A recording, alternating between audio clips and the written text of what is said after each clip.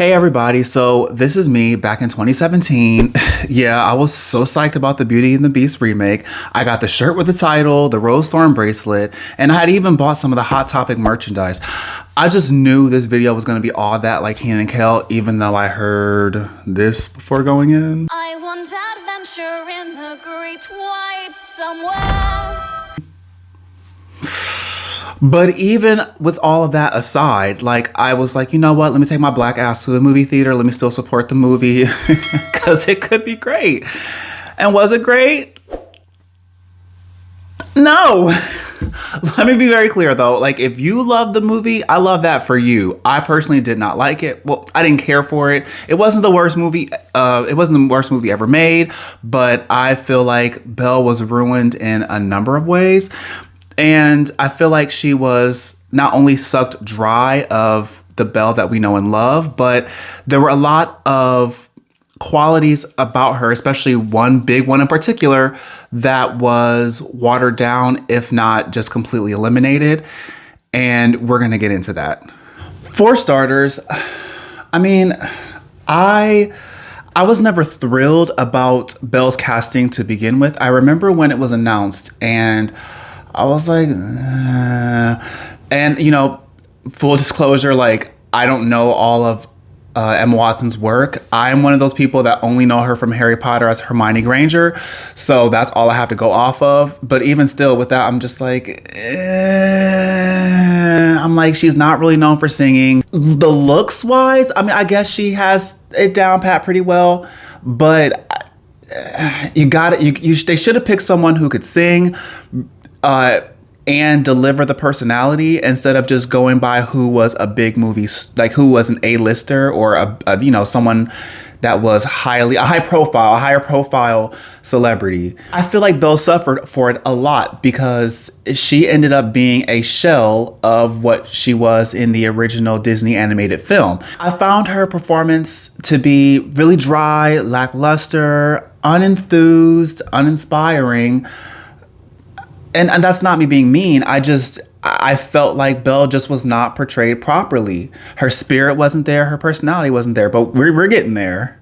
Emma Watson went out of her way to intentionally add a more feminist spin on Belle. And I feel like Belle suffers for it. This is a bit more of a feminist Belle. Could you tell us a bit about how that character's been developed? We have a couple of scenes where she's trying to teach a girl in the village how to read, feeling within the village that reading isn't for girls and shouldn't be allowed for girls. There's this very progressive, defiant Belle that clearly wants to empower herself and to empower other girls that she sees living where she lives, and she wants more for them than just to marry the village Gaston. You know, if she paid more attention and put more effort and energy into actually trying to embody the spirit of the character, then, you know, she would have came out better. Like if she spent more time doing that instead of focusing on the feminist aspect, then I feel like Belle would have been more of a success in the movie. So instead of getting this really expressive, rich character, we get a very monotone Belle, and she suffers so much for it, guys. But in my opinion, the greatest offense that Emma Watson committed with this role is the omitting, really, the destruction, the disaster that is removing Belle's geeky and nerdy qualities. Belle is an open geek. She's an open nerd. She's very expressive. And for those of us who really identify with that, that was, I feel, taken from us. And if you look at the movie, she was into like Dungeons, Dragons, maybe not Dungeons and Dragons, like, you know, like the game, but I feel like she would have been open to playing that. She was into like fantasy, romance, adventure, and Emma Watson does not bring that to the table at all. In fact, she pretty much takes it out completely. Like we go from having this this boisterous nerd pride to... I discovered 2 cities in northern Italy. Where did you run off to this week? 2 cities in northern Italy. I didn't want to come back. Like 2 cities in northern Italy? I mean, that's nice, but Belle, the real Belle, the Belle that we know, I feel like Belle would have been like, okay, so we discovered 2 cities in northern Italy, but there was a swordsman with a dragon in Italy, and I don't know if there's a monarchy in Italy, but they saved the kingdom, and it turns out that the dragon was actually the king's brother, who was a jealous uncle who was under a spell because of his jealousy. Like, that's the stuff Belle would have been into, not just 2 cities in northern Italy. Like, what? Like, take a look at this. Take a look at how expressive Belle was with her nerdiness and her geekiness. There must be more than this provincial life. The bookshop. I just finished the most wonderful story about a beanstalk and isn't this amazing? I've come to return the book I borrowed. Finished already? Oh, I couldn't put it down. Have you got anything new? That one? But you've read it twice! Well, it's my favorite. I want adventure in the great wide somewhere. Daring sword fights, magic spells, a prince in disguise. It's my favorite part.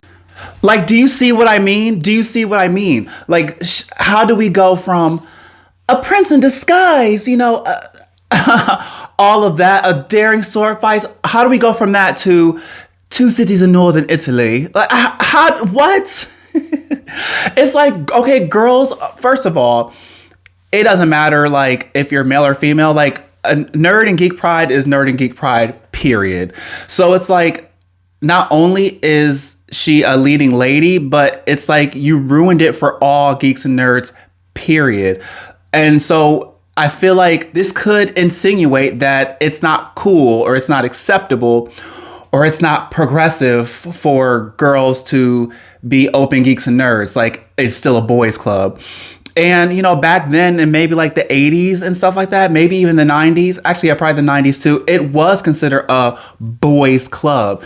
And it's so cool that in these times, it's accepted for everyone.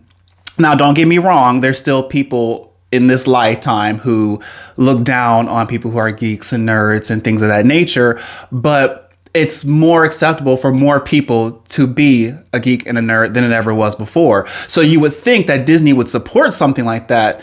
And no, not only did Disney miss it, Emma Watson missed it, everybody missed it. And it's a slap in the face for those of us who saw Belle and was like, wow, like this, this is a part of who I am as well. Like, especially for, I mean, I can't speak for women and girls, but especially for them who would look at a movie like this and be like, wow, like, she's really open about this stuff like that.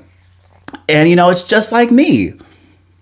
But Emma Watson doesn't care about that. It's all about her being a woman and trying to do big things and being, sat down for it, and how she fights. Like, don't get me wrong, that narrative has its importance as well. I'm definitely not against that. But that's not the heart of who Belle was. And Emma Watson really missed that. Belle's character, coming from a geek and a nerd, Belle's character was so believable because she, not only did she express what she loved, you really felt it, and how she interacted with the town. Like, it felt like she didn't fit in. Like, it was almost like she existed, but she didn't at the same time. So it's like when we get to that scene where she's at the fountain, like, oh, isn't this amazing? Like, I really believe that book was it was one of her favorite books, and it was her favorite part because we'll see, this is where she met Prince Charming, but she doesn't she won't discover that it's him till chapter 3. Like, with Emma's portrayal, I feel like she didn't even get to chapter 3. I feel like she didn't even read really chapter 1. I felt like she opened up the book and she was just like, no, this is not good enough. Absolutely not. No. And just like threw it all aside. Like, we didn't even get to find out that it was a prince in disguise. Like, she didn't even read the book. And that's why she's devoid of this. It's like Emma's portrayal, I feel like it tries to put Belle into a more normal type of woman, a normal type of character, to where it's like, oh, she would never be talking about this. She would never be expressive about that. Like, that's not cool. She needs to be fighting the patriarchy or something like that. Like, that's what it felt like she was going for. And it was so much so to the point where they took from, like, and this was Emma Watson's idea. She took from Maurice, Belle's father. Maurice was an inventor. And he was, in a way, he was a nerd too, actually. And it was cool because we saw where Belle got it from. And it was kind of like a nerdy family affair. And that was really cool. And just like how people thought Maurice was crazy and weird, people thought Belle was like weird, maybe not crazy, but they thought that she was an oddball. So it was like a family of oddballs. And Emma Watson decided, well, let me take away a little piece of Maurice. First of all, Maurice barely had a lot going for him in the original film anyway. I mean, he was a loving father, and that's fantastic. But one of the things that really solidified his character and who he was that he was an inventor, and he wanted to be a world famous inventor and help change people's lives. And I guess Emma Watson decided, oh, I'm just going to take that from him. Like, why? What? So, and she even admits it in an interview. Actually, I'll play it here. We wanted to pad out a bit of Belle's backstory. Sure. And so we wanted to give her a bit more, just more backstory, more depth. Mm-hmm. And so we made her, it was originally her dad in the original movie that was more of the kind of like crazy inventor. Yeah. But we actually thought that story was brilliant for Belle because it kind of explained why she didn't really fit into the village and why everyone thought she was a bit mad. Mm-hmm. And it also just really kind of like emphasized this thing that she was just sort of a bit ahead of her time. Yes. So yeah, she takes a part of who Maurice is and gives it to Belle to make her stronger, even though I feel like Belle was already a strong character on her own. Like in Emma Watson, in this new version, it's like they have to shove it in our face that like, oh, people are against her, which it takes away from Belle, because in the original, Belle's natural disposition spoke for itself. We knew that Belle was someone who had to overcome certain hurdles. We knew that she was someone who wasn't accepted. We understood that, but the remake tries to force it down our throats. Like, for example, when Belle made the contraption or the invention to do laundry a lot easier, like they just had to have the townsfolk come in, destroy it, remind her that she's a woman who should not be doing any of this at all. And it's like, in the original, the townsfolk, they talked crap about her, but they never came for her like that. Like they never went out of their way to cause harm to her. And in this movie, it's like, that's why I feel like it's being forced down our throats, because it's like, oh, now we're going to like, oh, you don't need to be in school. You don't need to be reading. What is this? Oh no, we're destroying this. It's like, now that it's like, the town went from just gossipy in the original and just, kind of rude to like, now they're just outright kind of bad people. Like the original put Belle's beautiful awkwardness first, and the fact that she was a woman came second. And I really appreciated that, because we can all, that allows us all to like identify with that, while her still being a wonderful leading lady and still being a woman who has her own struggles. But in this version, it's flipped the other way around. Her being a woman is at the absolute forefront, and everything else, like the things that she loves, the things that she wants to do, her passions, just falls by the wayside. So in closing, Belle is a nerd. Belle's a wonderful nerd. And during a time where it really wasn't acceptable, like Belle was a really great icon for those of us, male or female, who really wanted to see that. And Emma Watson absolutely strips her of that in pretty much every way. Don't get me wrong, I'm very aware, because I know there's some of you out there who are like, well, the original still exists. Okay, clearly the original still exists. I'm very aware of that, just like the original Ariel still exists. Very aware of that. my point is that her personality should have stayed intact. Her unapologetic nerdiness and geekiness and her expression thereof should have been intact, and it wasn't. So I feel like in a way Disney is being kind of regressive. Like, it's not, so you're telling me it's not cool to be a nerd anymore? Like, are we going back into time? Like, what are we doing here? So I guess, you know, it's not cool to be an unapologetic nerd anymore. Just like it's not cool to be in love and, you know, explore romance anymore. Video on that coming soon. But that's all I have on this topic. Thank you so much if you made it to this point. And are you a geek? Do you identify as a geek? Do you identify as a nerd? Are you a collector? Are you an inventor? Like, that all falls under the umbrella of it. Like, clearly I am that's all, folks. I can't speak. I'm Porky the Pig over here. Clearly I am an unapologetic nerd, a geek, and I'm a collector. And you know what? I love it. I love it.